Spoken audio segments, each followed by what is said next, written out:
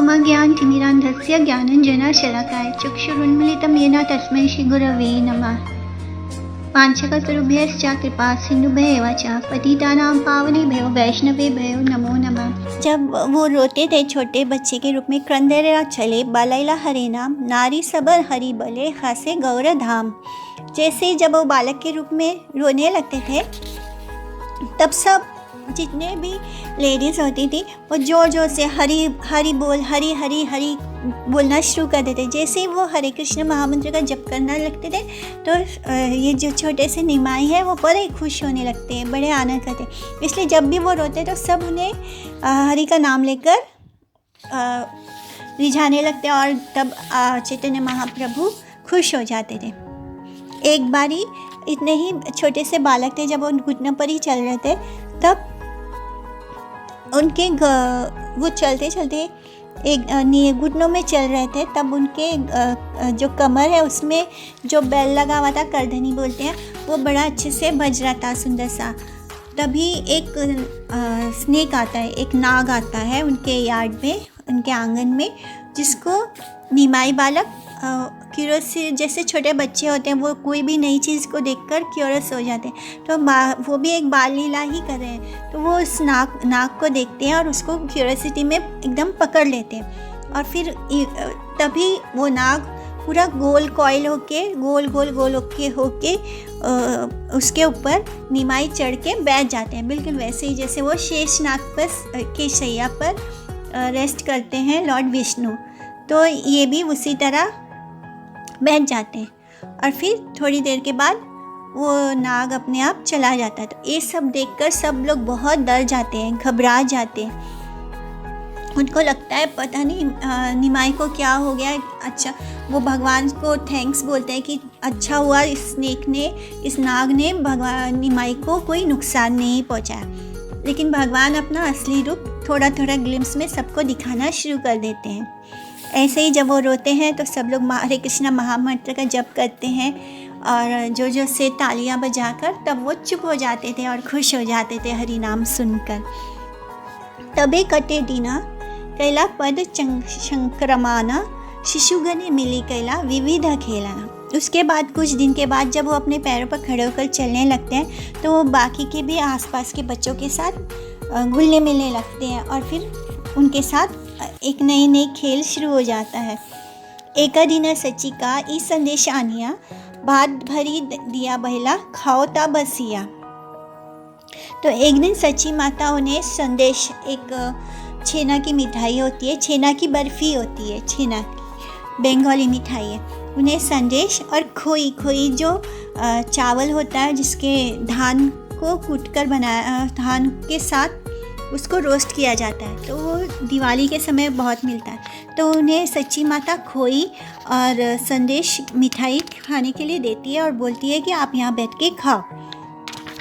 तब जब वो अपने बाकी के घर के कामों में बिज़ी हो जाती है, तो वो निमाई क्या करता है, वो कहीं पे जाके मिट्टी लेके खाने लगता है, बिल्कुल वैसे ही जैसे कृष्ण भगवान मिट्टी खा रहे थे। तो ये जब माता अपने काम करके वापस आती है और देखती है कि मैंने इसको बच्चे को इतने अच्छे से मिठाई दिया, खोई दिया खाने के लिए, और ये बच्चा मिट्टी खा रहा है। देखी सच्ची धन आइला करी हाय हाय, माटी खादी लाना कहे माटी खेने खाए। आपको मैंने माटी खाने को थोड़ी दिया था, आप माटी क्यों खा रहे हो? ऐसे बोलती है सच्ची माता उसको कि माटी क्यों खा रहे हो? कंदिया कांदिया बलेना शिशु केने करा रोष, तुम्ही माटी खाईते दिला मोरा की बदोश। तो बोलते हैं माता, आपने तो मुझे माटी खाने को दिया, इसमें मेरा क्या दोष? अब मुझ पर गुस्सा क्यों हो रहे हो आप? इसमें मेरी क्या गलती है? तो खाई संदेश अन्ना यातेक मातीरा विकार, एहु माटी सेह माटी की भेदा विचार। बोलते हैं कि ये जो संदेश है, ये जो खोई है, ये भी तो मिट्टी का ही एक रूप है। अब मैं मिट्टी खाऊं या संदेश खाऊं या ये चावल, ये खोई खाऊं, इसमें क्या फ़र्क है? सभी तो मिट्टी से आ रहा है, सब मिट्टी में ही उगता है और सब मिट्टी में ही मिल जाता है, यानी सब कुछ तो माटी है। इस तरह माटी देहा माटी भक्षा देखा विचारी, अविचारे देह दोष के भली ते पारी। तो इस तरह श्री चैतन्य महाप्रभु बोल रहे हैं कि ये शरीर भी माटी का बना है, ये खाना भी माटी से बना है, तो फिर आखिर इसमें क्या दोष है? मैं मिट्टी खाऊं तो इससे क्या दोष है? इसमें कोई अंतर तो है नहीं। तुम बेकार में मुझे ब्लेम क्यों कर रही हो, मुझे क्यों डांट रही हो? तो इस तरह चैतन्य महाप्रभु अपनी माता को मायावाद की शिक्षा देना चाहते हैं, उस फिलॉसफी को समझा रहे हैं, क्योंकि उस वक्त जो सोसाइटी में प्रचलित था वो मायावाद फिलॉसफी था, जिसके कारण वो लोग भगवान को नहीं मानते थे और खुद को ही भगवान मानने लग गए थे, अपने आप को भगवान ही समझ रहे थे लोग। तो इसी तरह मायावाद की फिलॉसफी वो माता सच्ची को बता रहे हैं, जिससे कि माता खुद समझ जाए कि मायावाद गलत है।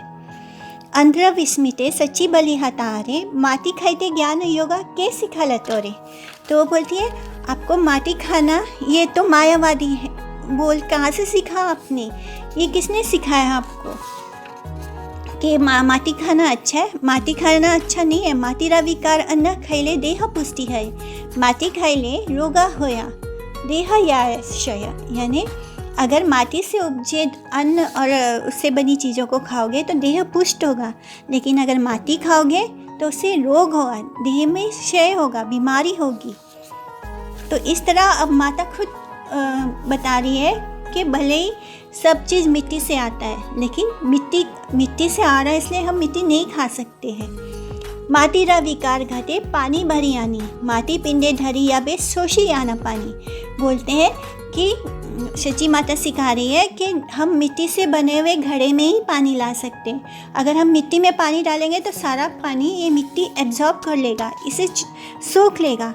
इसलिए तो हम घड़े में जो काम जिस चीज़ में काम आएगा हम उसे ही यूज़ करेंगे।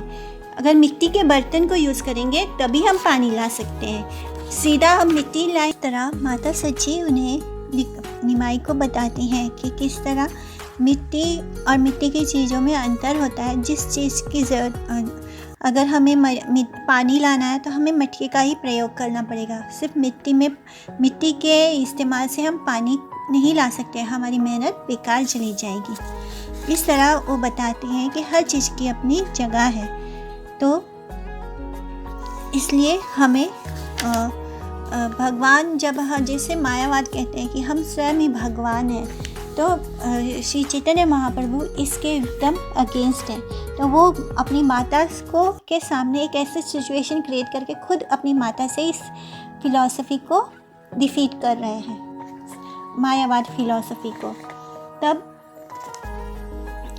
माता बोलती है आत्मा लुकाइते प्रभु बलिला तान हारे, आगे के ना हिया मात न सिखाले मोरे। तो भगवान जी माता को रिप्लाई करते हैं और बोलते हैं कि आपने मुझे ये शिक्षा पहले क्यों नहीं दी, मुझे क्यों पहले नहीं बताया कि मुझे मिट्टी नहीं खाना चाहिए। मिट्टी भले ही सब कुछ मिट्टी है, सब कुछ मिट्टी में ही मिलना, एक ही मिट्टी से ही निकलता है, लेकिन फिर भी हर चीज़ की अपनी एक जगह होती है। तो वो अपनी माता को बोलते हैं कि आपने मुझे ये सेल्फ रियलाइजेशन पहले क्यों नहीं कराया, आपने मुझसे छुपा कर क्यों रखा। एबे से जानीला और माटी न खाइबा, शुद्ध लागे आबे तबे तोमा स्तन पीबा। इस तरह बोलते हैं श्री निमाई के माता, अब आपने मुझे ये फ़िलॉसफी सिखा दी है तो अब मैं मिट्टी नहीं खाऊंगा, अब मैं ये समझ गया हूँ और अब मैं मिट्टी नहीं खाऊंगा। अब मुझे भूख लगेगी तो मैं आपका दूध पीऊँगा। इतना बलि जानने रा को लेते छड़िया स्तन पान करे प्रभु ईसा था से। इस तरह वो अपने माता का स्तन पान करने लगते हैं। ई मते नाना छले ऐश्वर्य देखाए, बाल्या भाव प्रकृतिया पश्चात लुकाए। इस तरह वो बीच बीच में अपने ईश्वर होने का प्रमाण भी देते रहते हैं, अपने ऑपुलेंस दिखाते रहते, अपने ऐश्वर्य प्रकट करते और फिर तुरंत उसको छुपा भी लेते थे। श्रीनिमाई अतिथि विप्रेरा अन्न खाइला 3 बार, पाछे गुप्ते से विप्रे करिला निष्ठा। ये एक और लीला है श्री निमाई की। जब चैतन्य महाप्रभु छोटे से थे तो उनके घर एक विप्र आए, विप्र यानी ब्राह्मण आते हैं श्री जगन्नाथ मिश्रा के घर। वो विप्र इस तरह घूमते रहते थे, उनका कोई घर नहीं था, तो जहाँ भी रुकते वहाँ पर ही अपना भोजन स्वयं बनाते और खाते। तो इस तरह जगन्नाथ मिश्रा के घर आए, तब उन्होंने पूछा जगन्नाथ जी ने कि आप भोजन हम हमारे हाथों से ग्रहण करेंगे या स्वयं बनाकर भगवान जी को ऑफ़र करके प्रसाद पाएंगे। तब वो बोलते हैं ब्राह्मण कि आप मुझे अन्न दे दीजिए, मैं भगवान को के लिए भोजन स्वयं बनाऊंगा। तो इस तरह उनको सब्जियां और अनाज दे दिया जाता है। तो ब्राह्मण बैठते हैं और भगवान जी को भोग लगाते हैं, अपने हाथों से खुद खाना बनाते हैं, सब्जी बनाते हैं, चावल बनाते हैं और उनके पास जो शालिग्राम जी है उसको भोग लगाते हैं। और जब प्रार्थना करते हैं तो निमाई, जब वो प्रार्थना कर रहे होते हैं, निमाई आते हैं और उस खाने को खा लेते हैं। जब वो देखते हैं आँख खोल के तो बालक बैठ के भोजन कर रहा है, तो वो बहुत परेशान हो जाते कि बालक ने झूठा कर दिया, जो भगवान को जो भोग लगाया था वो झूठा हो गया, वो नैवेद्य झूठा हो गया। फिर वो दोबारा जाते हैं, फिर जगन्नाथ मिश्रा जी उनको सब अरेंज करके देते हैं, नया दूसरा चावल और सब्जी। फिर ब्राह्मण जी खाना बनाते हैं और फिर उसको भगवान जी को भोग लगाते हैं, शालिग्राम जी को। फिर आह्वान करते हैं, फिर निमाई आते हैं और खा लेते हैं भोजन। तो इस तरह वो परेशान हो जाते हैं। वो बोलते हैं कि लगता है मेरी किस्मत में आज फास्ट रहना ही लिखा है, मुझे तो वैसे भी फल खाने की, कंद और मूल खाने की आदत है, क्योंकि मैं जंगलों में वास करता हूँ, मुझे तो कभी कभी ही अनाज मिलता है। तो आप मुझे कुछ फल दे दो, मैं उसी से अपना पेट भर लूँगा। मुझे अब लगता है भगवान नहीं चाहते कि मैं भोजन करूँ। तब तीसरी बार फिर जगन्नाथ मिश्रा बोलते हैं कि ऐसे कैसे हो सकता है, रात के 2 बज जाते हैं इस तरह। तो बोलते हैं कि ऐसे कैसे हो सकता है, आप हमारे घर आए और इससे भूखे रहेंगे आपको। फिर वो उनको लाकर देते हैं अनाज और सब्जी बनाने के लिए। तो रात के 2 बजे फिर ब्राह्मण जी, और तब ये लोग निमाई को पड़ोसी के घर में बंद कर देते हैं और दरवाज़ा और खिड़की भी बंद कर देते हैं पड़ोसी के पास छोड़कर।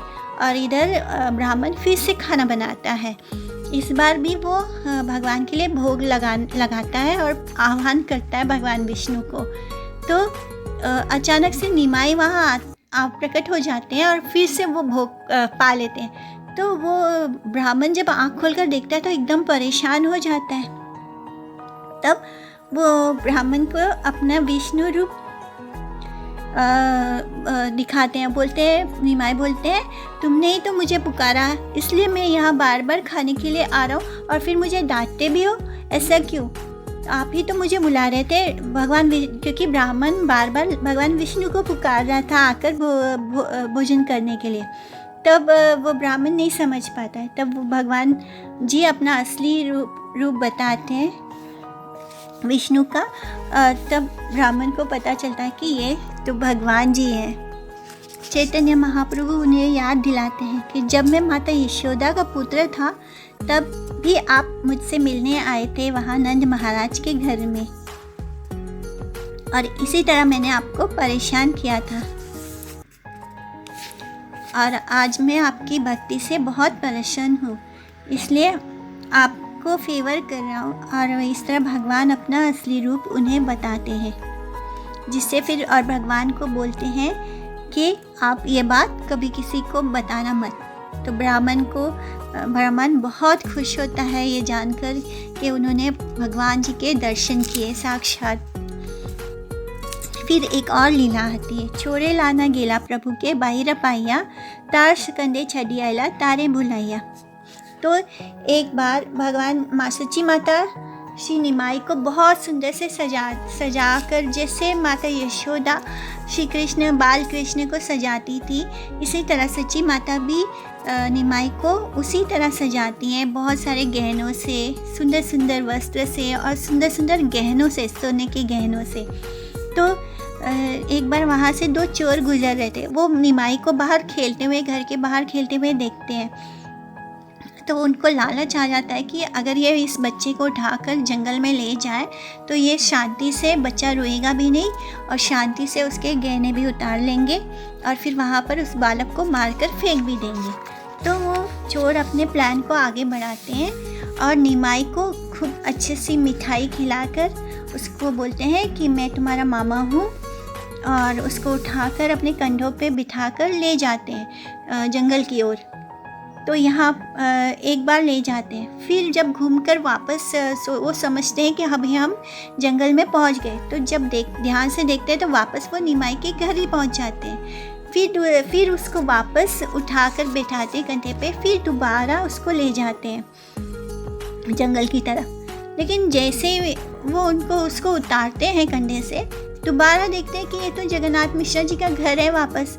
वो समझ नहीं पाते कि उनके साथ हो क्या रहा है। वो बार बार जंगल की तरफ जाते हैं और बार बार निमाई के घर कैसे पहुंच जाते हैं। तो ये है श्री चैतन्य महाप्रभु की श्री बाल लीला रूप में निमाई की बाल लीला, जब वो अपनी योग माया जिसके प्रभाव के कारण ये दोनों चोर निमाई को जंगल में नहीं ले जाते। तीसरी बार दोबारा चोर कोशिश करते हैं और दोबारा वो निमाई के घर ही पहुंच जाते हैं। इस बार वो देखते हैं कि घर के बाहर जगन्नाथ जी और बाकी के घर के सदस्य और आस पड़ोसी निमाई को ढूंढ रहे हैं, क्योंकि वो डर जाते हैं कि अचानक निमाई कहाँ गायब हो गया। तो वो देखते हैं कि ये सब लोग बाहर खड़े हैं और हम लोग तो यहीं वापस बच्ची को लेकर यहीं इनके घर के दरवाजे के बाहर गए, तो निमाई को वहीं पर छोड़कर भाग जाते हैं। तो इस तरह भगवान ने अपना असली रूप बताया, अपनी योग माया की शक्ति का परिचय दिया।